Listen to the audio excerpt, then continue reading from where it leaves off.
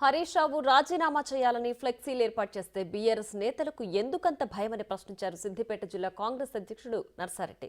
ప్రభుత్వం రుణమాఫీ చేస్తే రాజీనామా చేస్తానని హరీషే ప్రకటించారని ఆయన గుర్తు చేశారు. ఫ్లెక్సీలు ఏర్పాటు చేయడం తప్పు అనిపిస్తే లీగల్ గా చూసుకోవాలంటున్న నర్సారెడ్డితో మా ప్రతినిధి Durga Reddy face to face. Siddipet జిల్లా కేంద్రంలో అర్ధరాత్రి హైడ్రామా చోటు చేసుకుంది. ఒకవైపు కాంగ్రెస్, మరోవైపు ఒకరు నినాదాలు చేసుకోవడం జరిగింది. వాస్తవం చూసినట్లు బీఆర్ఎస్ పార్టీ సంబంధించిన వాళ్ళు ఒకరిపై ఒకరు నినాదాలు చేసుకోవడం జరిగింది. దీంతో పాటు కాంగ్రెస్ జిల్లా అధ్యక్షుడు మాజీ ఎమ్మెల్యే తుంకుట నర్సారెడ్డి ఉన్నారు. అసలు ఏం జరిగింది తెలుసుకునే ప్రయత్నం చేద్దాం. అసలు ఎందుకు ఈ యొక్క అర్ధరాత్రి హైడ్రామా చోటు చేసుకుంది, అసలు విషయం ఏంటి? ముఖ్యంగా రాజీనామా చేస్తా అని హరీష్ రావు గారు అన్నారు. మేము చేయమని ఎప్పుడు అనలే.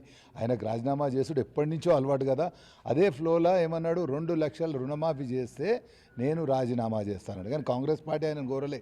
కానీ ఆయనకు తెలిసి ఉండాలి, ఆయనకు చీము, రక్తము, రేషం ఉంటే రాజీనామా ఎందుకు చేస్తాను? నువ్వు 14-18 సంవత్సరాలలో ₹1,00,000 రుణమాఫీ చేస్తా అని చేయలే. కానీ మా రేవంత్ అన్న 2 లక్షల రుణమాఫీ చేస్తా 15th ఆగస్ట్ లోపల అని మాట ఇచ్చిండు. మరి దాని గురించి మేము కొన్ని ఫ్లెక్సీలు వేసిరు. హరీష్ రావు గారు మీరు ఎక్కడున్నారు, అగ్గిపెట్టి హరీష్ రావు గారు మీరు రాజీనామా చేస్తారా, మీకు దమ్ముందా అని మేము ఫ్లెక్సీలు వేసుకున్నాం.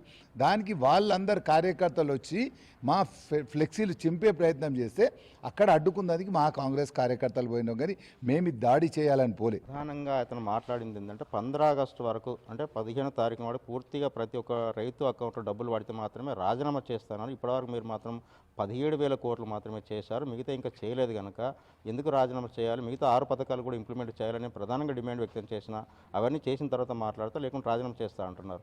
ఈలోపే మీరు 15 ఆగస్టుకు 2 లక్షల రుణమాఫీ చేశారు, మిగతా చేయలేదు అంటున్నారు. దీనిపై మీరేమంటారు?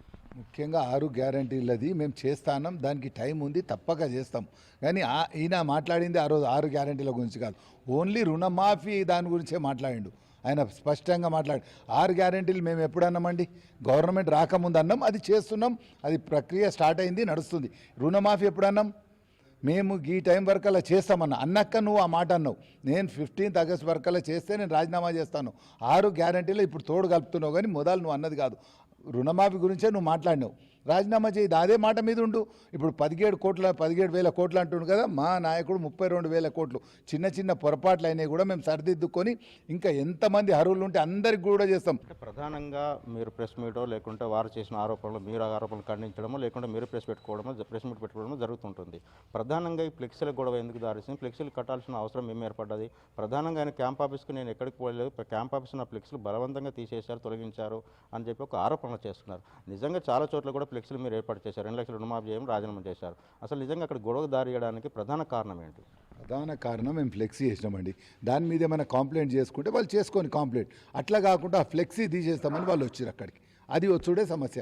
వాళ్ళు రావద్దు కదా. మేము తప్పు రాసినాం, లేకపోతే ఆయన ఏమైనా దూషించడం ఏదైనా ఫ్లెక్సీ మీద ఉంటే నువ్వు లీగల్గా కోర్టు కేసు వేయి. అట్లా వేయకుండా అవి తీసేస్తా అని నీ ధైర్యం ఏంది? నువ్వు అక్కడికి రావద్దు కదా.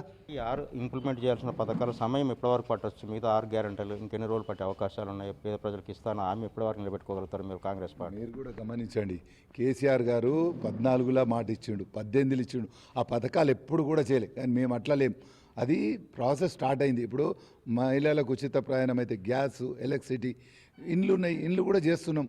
మాకు టైం కావాలి. రుణమాఫీకి ఎంత అయిందో మీరు అందరూ గమనిస్తున్నారు. అట్లా తప్పక ఇప్పుడు మాకు ప్రజలందరూ 5 ఏళ్ళ టర్మ్ ఇచ్చారు. కానీ మొన్న 30,000 మంది టీచర్లకు మాకు 4 ఏళ్ళకు కూడా చేయొచ్చు, కానీ 4 నెలలకే చేసినాం ప్రమోషన్స్ ఇచ్చి. అది ఎంత భారం అవుతుందో తెలుసు. ఇటువంటివన్నీ కూడా అభివృద్ధిలో, సంక్షేమంలో ఎప్పుడు వెనకపోవద్దు.